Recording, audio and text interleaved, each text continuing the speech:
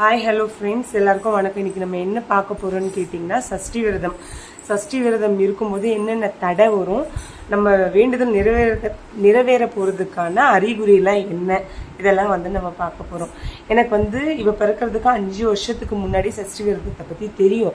ஆனால் என்னால் இருக்க முடியல. அதுக்கு காரணம் என்னென்னா, எல்லாத்துக்குமே ஒரு நேரம் காலம் வரணும் அப்படின்னுவாங்க.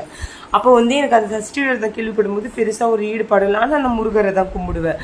ஆனால் அதே 5 வருஷம் கழிச்சு ஏன் நம்ம சஷ்டி விரதம் இருக்கக்கூடாது, இருந்து பார்ப்போமே அப்படின்னு சொல்லிட்டு இருந்தது தான் சஷ்டி விரதம். 6 சஷ்டி இருந்தேன் நான். இங்கே பாரு ஒழுங்க, 6 சஷ்டி இருந்தேன் நான். 6 சஷ்டி விரதம் இருக்கும்போது பார்த்தீங்கன்னா ஃபஸ்ட்டு ஒரு 3 சஷ்டி நார்மலாக போச்சு.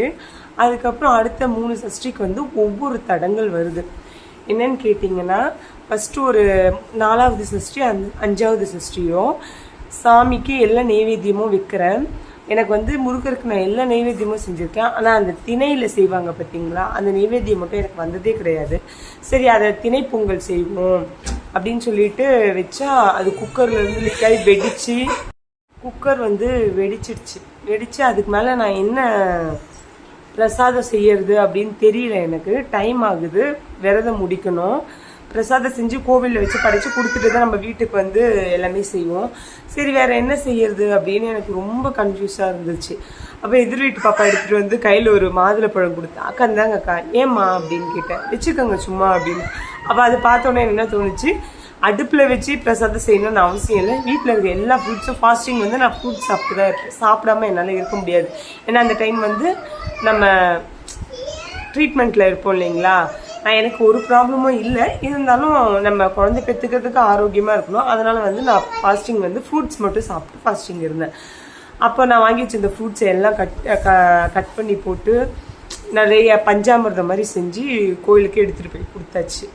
இன்னொரு லாஸ்ட் சஷ்டி, அதுதான் என்னால் மறக்கவே முடியாது. சத்தியமாக சொல்கிறேன், என் வாழ்க்கையில் அவ்வளோ ஒரு, இப்போ நினச்சா கூட அது நடந்ததா அப்படின்ட்டு தோணும். இப்போ இந்த செகண்ட் நினச்சா கூட அது திரும்பி நடந்தால் நல்லா இருக்குமே. என்னென்னா, என் வீட்டு பெட்ரூமில் நான் படுத்திருக்கேன். அன்னைக்கு சஷ்டி காலையில் எங்கள் ஹஸ்பண்ட் காலையிலே எழுந்திரிச்சிட்டு அவர் வெளியே போயிட்டாரு. அந்த தெருவில் குழந்தை எதுவுமே கிடையாது. இது உணர்வு பூர்வமான சத்தியமான உண்மை. அது சொல்லும் போதே எனக்கு கண்ணு கலங்குது. என் வீட்டில் பக்கத்துலேயும் குழந்தைங்களாம் கிடையாது. அன்னைக்கு கடைசி சஷ்டி, நம்ம வேண்டுதல் நிறைவேறதுக்கான அறிகுறி எப்படி காமிச்சாருன்னு கேளுங்க முருகர். காலைல படுத்திருக்கேன், மணி ஒரு 6 இருக்கும். என்னால் கண்ணே முழிக்க முடியல. என்னன்னு பார்த்தீங்கன்னா, ஒரு சவுண்டு. அது என்ன சவுண்டுனா, இப்போ அதை நான் உணர்ந்துட்டேன். ஒரு பச்சை குழந்தை பிறந்த உடனே அழுத எப்படி சவுண்டு கேட்கும், அந்த சவுண்டு. என்னால் கண்ணே திறக்க முடியல. அதாவது வெளியே கேட்கல, வீட்டுக்கு வெளியே அந்த பெட்ரூமில் என் பக்கத்தில் கேட்குது அந்த குழந்தை அழுத சவுண்டு. என்னால் கண்ணே முழிக்க முடியல. என்னடா இது அப்படின்னு சொல்லிட்டு அப்புறம் கண்ணு முழிச்சு பார்த்தா ஒன்றும் இல்லை. சரி, அப்போ எனக்கு ஒரு கான்ஃபிடென்ட் வந்துடுச்சு. நமக்கு முருகர் நம்ம கேட்டதை கொடுக்க போகிறாரு. ஸோ நம்ம ரெடி ஆகிக்கணும் அப்படின்னு சொல்லிட்டு ஒரு கான்ஃபிடென்ட்டாக இருந்துட்டேன். அப்புறம் அன்றைக்கி சாயந்தரம் என்ன தடங்கள் வந்துச்சுன்னு கேளுங்க. எங்கள் வீட்டுக்காரர் வேலையிலேருந்து வர்றதுக்கு டைம் ஆகிடுச்சு. எனக்கு அவர்கிட்ட கோவப்படவும் முடியல, என்னவும் பட முடியல. நாங்கள் எப்போவுமே அந்த 5 வாரம் போயிருந்த முருகர் கோயில் டைம் ஆகிடுச்சு. போகிறோம், கரெக்டாக க்ளோஸ் பண்ணிட்டாங்க. ஒரு மாதிரி ரொம்ப கஷ்டமாயிடுச்சு. என்னடா, காலையில் தான் நல்ல அறிகுறி கொடுத்தாரு கடவுள், இப்படி பண்ணிட்டாரு அப்படின்னு சொல்லிட்டு ரொம்ப கஷ்டமாயிடுச்சு.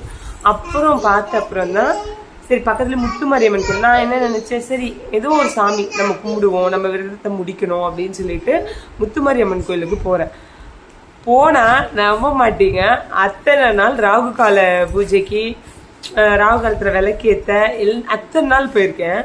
அந்த கோவில் உள்ள முருகர் இருக்கிறதே எனக்கு தெரியாது. நான் அவர்கிட்ட என்ன கொடுத்தேன், ஐயர்கிட்ட அர்ச்சனை பேக்கையும் நெய்வேத்தியமும் கொடுத்து, நாங்கள் சாமிக்கு வைங்க தான் சொன்னேன், முருகருக்கு வைங்கன்னு சொல்லலை. அவர் நேரம் எடுத்துட்டு போயிட்டு, அது உள்ள ஒரே இருட்டா இருந்துச்சு அந்த கருவறை உள்ள. இன்னும் அங்க வைக்கிறாரு, சாமியாண்ட வைக்காம. உத்து பார்த்தா நம்ம தலைவர் முருகர்.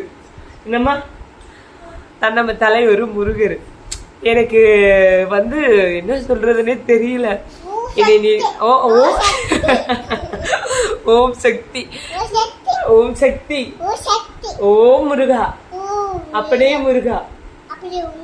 என்னால வந்து அதை கண்ட்ரோல் பண்ணவே முடியல. அவ்வளோ ஒரு கண்ணெல்லாம் கலங்கிடுச்சு. நான் அதான் ஓம் சக்தி ஓம் சக்தி.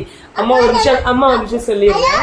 அப்புறம் பாத்தீங்கன்னா நான் வந்து எனக்கு கண்ணெல்லாம் கலங்கி சூர்யா சொல்லுவாங்கல்ல, சூர்யா கிட்ட சொல்லுவாங்க நம்ம ஜெயிச்சுட்டோமாரா அப்படின்னு சொல்லிட்டு, அந்த மாதிரி இருந்துச்சு. நம்ம ஜெயிச்சுட்டோமாரா அப்படின்ட்டு அதோட முடிச்சுட்டு வந்தேன். ஆனா அந்த 6 விரதமும் முடிச்ச உடனே அவர் என் கையில தரல. பெரிய ட்விஸ்ட் வச்சு என்னடா வாழ்க்கை இது, இந்த வாழ்க்கையே வேணான்னு வெறுத்து போற ஸ்டேஜ்ல தான் கொடுத்தாரு. அதனுடைய கண்டினியூஷன் வேணும்னா நீங்க நம்ம சேனலை சப்ஸ்கிரைப் பண்ணிக்கோங்க. தேங்க்யூ தேங்க்யூ சொல்லு. முருகனே துணை, அப்பனே முருகா, அப்பனே முருகா, அப்பனே முருகா சொல்லு. காப்பாத்து. பாய். அவ்வா உன் பேர் என்னன்னு சொல்லிடு. சேனா. இவளுடைய பேர் வந்து முருகர் கொடுத்ததால அவர் ரிலேட்டடா வச்சிருக்கேன். என்ன பேரா இருக்கும்னு நீங்க கமெண்ட்ல சொல்லிட்டு போங்க. பாய் சொல்லிடு.